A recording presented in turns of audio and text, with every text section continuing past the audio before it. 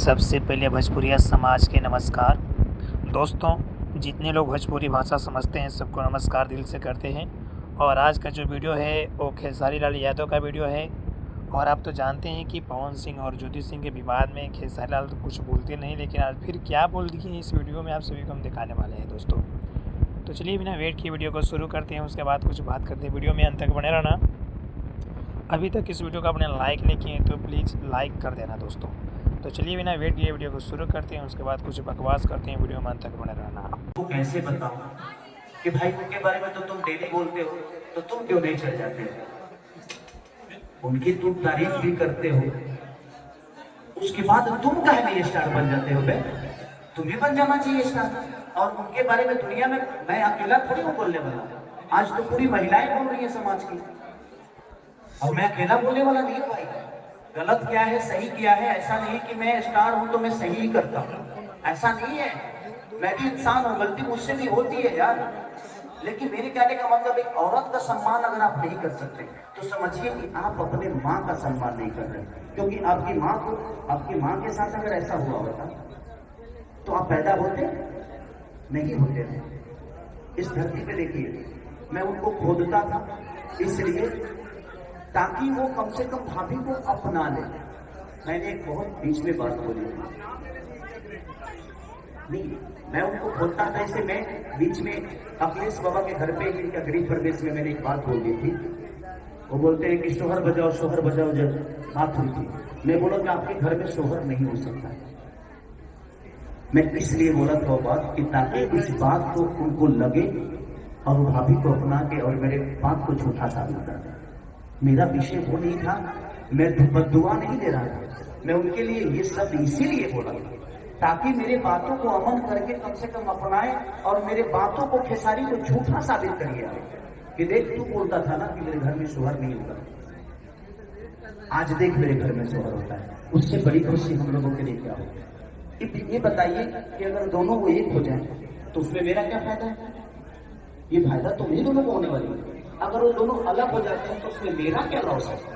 Loss उन दोनों को होने वाली है। चाहे आप सब जितने भी पत्रकार बदल आप लोग उनके बारे में बात करते हैं तो उनके भलाई के लिए करते हैं, ऐसा नहीं। जितने भी बच्चे उनके बारे में आज बुरा भी बोल रहे हैं तो उस बुराई में भी उनका भला ही है। क्योंकि आप गलत करोगे तो भाई सिर्फ आप तारीफ सुनना पसंद करते हैं। मेरे कहने का मतलब कि जब तक किसी भी चीज की आलोचना नहीं होती है ना, इंसान अपने अंदर सुधार नहीं करता। मैं भी गलत होता हूँ यार, ऐसा नहीं कि मैं भगवान हूँ, मेरे अंदर भी बुराइयां हैं, लेकिन मुझे ये पता नहीं है। आपको बताना पड़ेगा कि भैया आप यहाँ पे गलत हैं, क्योंकि आपकी कोई भी चीज आपको समझ में नहीं आती है, लोगों को समझ में आती है कि आप कितने सही हैं और कितने गलत हैं। तो मैं इसीलिए मैं तो चाहता ही नहीं था कि आप उनके सवाल मुझसे करें। आपके बारे में जो चुनाव में कहा जा रहा है, अब वो जब वीडियो वायरल हुआ रोते हुए उनकी पत्नी रो रही थी और सारी बातें आपने भी देखी होगी। उसके बाद पवन सिंह एक इंस्टाग्राम पे स्टोरी डालते हैं कि वो टिकट मांगने आई थी और टिकट का जब बात नहीं हुआ हम बोले कि कैसे। मैंने वो जेपी नड्डा है जिनसे टिकट मांगने गए हो गया। वो अमित शाह जी हैं, उनका टिकट आज तक मिला है जब दुनिया को टिकट दे रहे हैं। उनको तो टिकट मिला नहीं, तो खुद नहीं उनका तो टिकट देकर छीन लिया गया, आपको बेइज्जत कर दिया गया, आपको पानी आपको मिठाई दिया गया, उसके बाद बोला कि नहीं मिठाई मत खा लो, हट। हमारा एक सवाल है, दस इंटरव्यू मैं कर चुका हूँ और जब भी इंटरव्यू करता हूँ तो आपके बारे में दो बात जरूर जब उठा देती है। जी कहती है कि अगर भोजपुरी इंडस्ट्री में अगर कोई सबसे खास है हमारे लिए तो वो है खेसारी लाल यादव, क्योंकि उनको मैं अपना भाई मानती हूँ। क्या खेसारी लाल यादव ज्योति सिंह जी का सपोर्ट करेंगे? क्योंकि पिछले लोकसभा में खेसारी भैया आप काराकाट के क्षेत्र में आए थे पवन सिंह जी के बुलाने की वजह से। क्या इस बार ज्योति सिंह अगर चुनाव लड़ती है काराकाट से तो क्या आप उनका सपोर्ट करने के लिए आएंगे कि नहीं? ये सवाल है और काराकाट की तमाम जनता ये जानना चाहती है, क्योंकि मैं आया हूँ खास करके आपसे यही जानने के लिए। मैं आपके सवालों का जवाब देता हूँ। अगर ज्योति जी को कोई टिकट दे या ना दे, मैं पूरी बिहार की जनता से बात कहना चाहता हूँ कि उस महिला को कोर्ट ने अभी तक कोई डिसीजन नहीं दिया। उस महिला को पति से इंसाफ नहीं मिलता।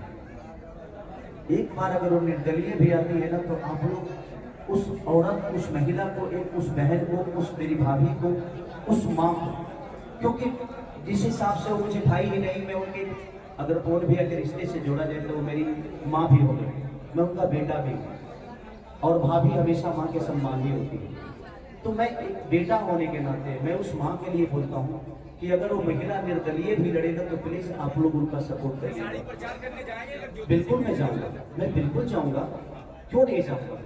अगर उनका हक मेरे ऊपर है, वो चाहती है कि मेरा बेटा, मेरा भाई, मेरा देवर, मेरा लाडला अगर मेरे लिए आए, तो मैं पूरी दुनिया का विरोध करके मैं पवन भैया के लिए गया था कि नहीं गया था। देखिए मैं शब्द जो बोला था, मैं ये बोला था कि मैं थूक के चाटने वालों में से नहीं, मैं उनको कुछ नहीं बोला था, लेकिन उसको तोड़ मोड़ के दुनिया ने जो भी बता दे, भाई मैं थूक के चाटने वालों में से नहीं, दुनिया क्या करती है वो उसका विषय, मैं ये शब्द बोला।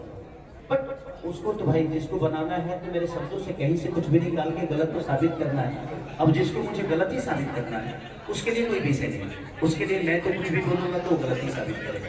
तो मैं यही चाहूंगा कि उस महिला का अब जनता साथ नहीं देगी, तो मुझे लगता है कि उस आदमी अब उसके पास होने के लिए कुछ नहीं है, उसने सब कुछ अपने आप को बर्बाद कर दिया। एक औरत के लिए उसके पति से बढ़कर शोहरत और उसके पति से बढ़कर सम्मान कुछ नहीं होता। जिंदगी में ऐसा नहीं है कि मेरे लफड़े नहीं हुए, मैंने भी अपने जीवन में गलतियां की, लेकिन मैं अपनी फैमिली को सबसे पहले प्रायोरिटी देता हूं, क्योंकि मेरे जीवन में जब कुछ नहीं था उस वक्त वो महिला मेरे साथ थी जिसका नाम चंद्रा।